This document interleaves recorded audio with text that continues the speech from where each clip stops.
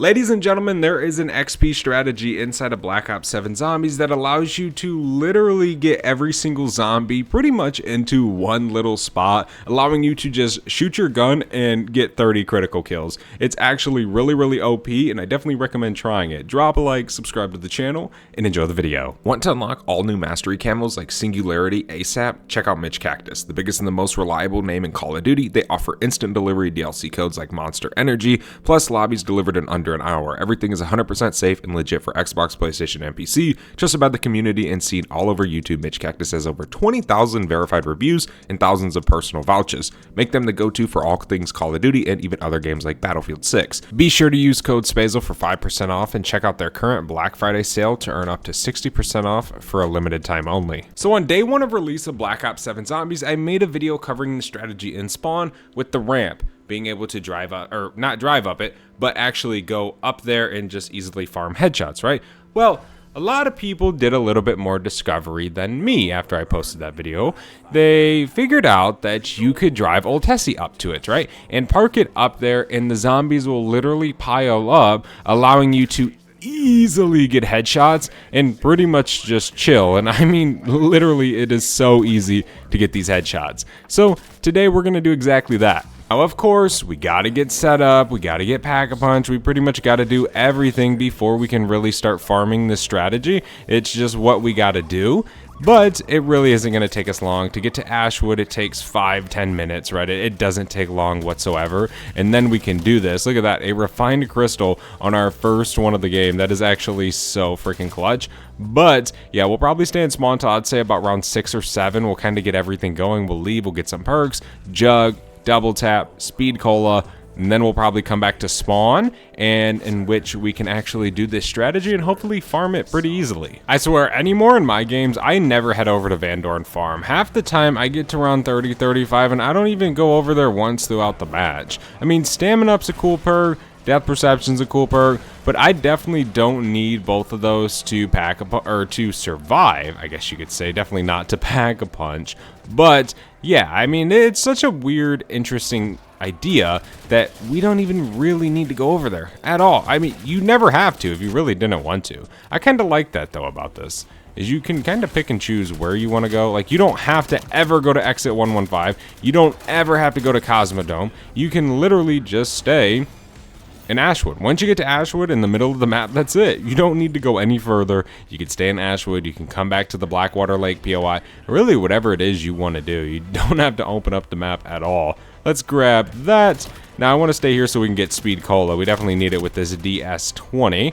Okay, 2500 down the drain so we can reload a little bit faster, but it is 100% worth it. I do think though I might go to exit 115 for a second, because I do probably want to grab Deadshot Daiquiri. That's just one of those perks, man, that always helps out a ton.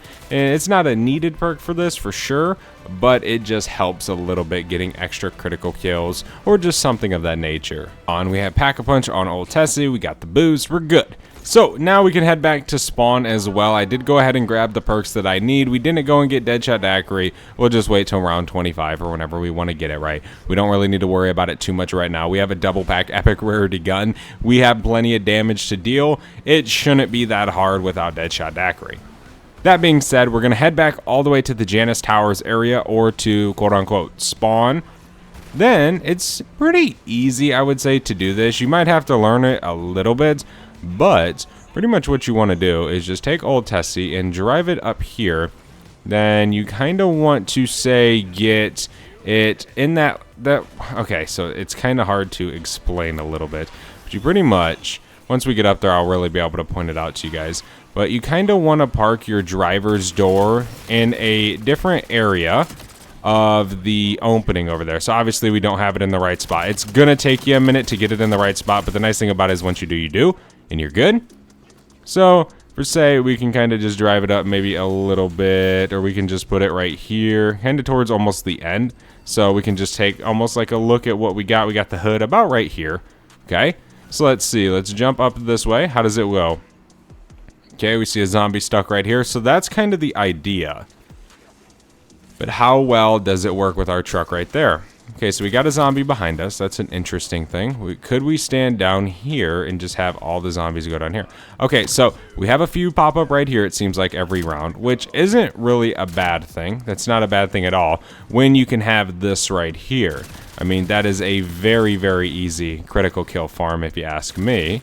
So having those zombies in the back doesn't really seem, that's crazy, I don't have that calling card already, doesn't really seem that bad of a trade-off, I guess you could call it, right?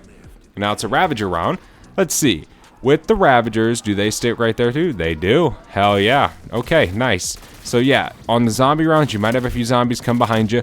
You can use Toxic Growth. We're going to try it next round. We'll just put it right here.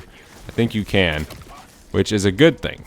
If it does work, that would be nice. Now, obviously, you have Old Tessie right here. You don't really got to worry about that. Obviously, if you want to Pack-a-Punch, just go around Pack-a-Punch and then come back over here. But as you guys can see, kind of this post where it almost grows as a triangle and then closes up. Kind of right at the start almost. You just kind of want to put your hood right there of the car. Then you can kind of feel yourself block right here. Then you just got these zombies. You can just let them pile up. Focus on these guys real quick throughout the round while the entire round's spawning in. So then you just pretty much got this, and you can just unleash into them and just pick up all your critical kills. Now, this can work good for launcher camos. This can work good for a lot of things. This can work good for bloodstone, right? You're not going to take damage. Not when you have that entire round right here. So it definitely is a very, very good infestation strategy, but also a very, very good XP farm. Right? Because you don't really got to worry about too much. You know, when Zursa spawns in 2 rounds, we're going to see how that operates and how that works with Zursa. But it should be pretty easy regardless. And it really doesn't matter to me, even if we have to run and jump out. Having this is just too good to even have something that's too big of a trade-off for it, right? Oh, there we go. All those critical kills. Easy peasy, lemon squeezy. How many we got? 24 crits. I will take it. Level 46. Alright. We can just keep letting them pile up. Keep watching this left side.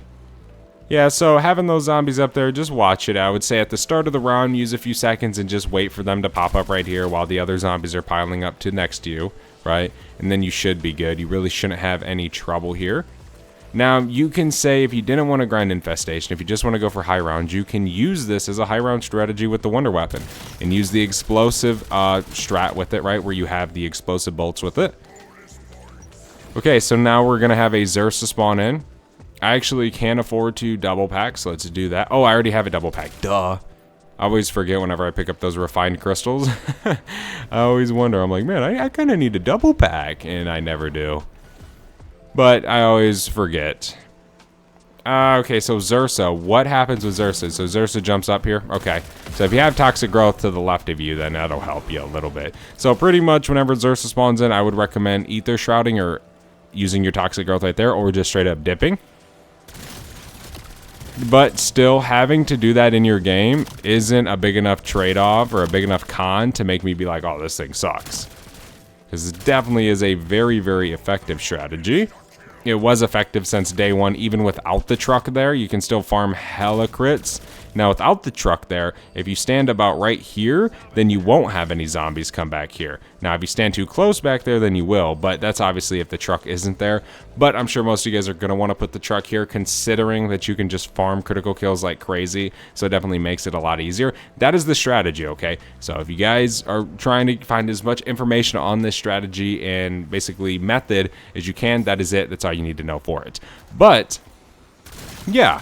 This is definitely going to be crazy to farm weapon levels. This is definitely going to be crazy to farm crits. I recommend if you guys are watching this video the same day I post it, to hop inside of the game right now and grind this as much as you can, because you never know when Treyarch's going to release a patch. You never know when they're going to patch something. So it's best to, whenever you first see it, to take advantage of it before you miss out. And we got another Zursa. We can just re-pop a Toxic Growth right here, because that's pretty much, I think, where he's just going to come from. No matter what, he's just going to hop up that side.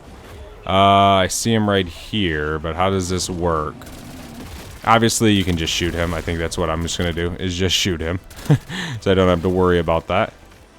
So yeah, definitely try and kill him as fast as possible, of course. Dude, every time I go to shoot these zombies, it feels like my game's about to crash. Because there's so many right here. The game just doesn't even know what to do. And this Toxic Growth is just completely in my way. Alright, zombies. That should be about the end of the round, I would say. Close to it, at least. Okay. One day, if there's ever a way to duplicate Old Tessie, you probably could park one right here and stop those zombies from jumping up. Could be pretty effective.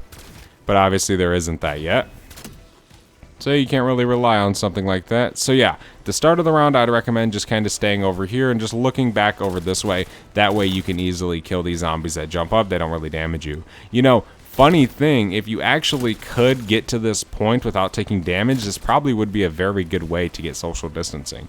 So for those of you guys struggling with it, maybe give this a shot as one of your strategies for it. You might be able to unlock it quite fast because, again, when you're up here, those zombies, you don't got to worry about them. You only got to worry about these zombies from the back and even Ravagers. Ravagers are what makes social distancing hard on this game, so them piling up in front of you is kind of cheesy. And then obviously Zersa, but I've always recommended inside Black Ops 7, if you're going to do social distancing, to use Ether Shroud. That way, whenever he spawns in, you can Ether Shroud and just shred him to pieces. Wraps it up for this strategy and farm. I definitely recommend using this for both XP and camo grinding, as well as gobblegum farming, whatever you can possibly think of, even weapon XP. It's going to work very, very well for you. This is one of those strategies that is more of just a chill strategy, one where you can turn a movie on in the background and still grind and not really have to pay full attention to the game. So I definitely do recommend it. Thank you guys so much for watching. Thank you guys so much for your time. If you guys do have any other XP farm strategies or whatever ideas you might possibly be able to think of in terms of being able to grind XP easier, let me know in the comment section below. Once again, thank you guys so much for all the love and support, and I will see you in the next one. I am out. Have a good one. Peace.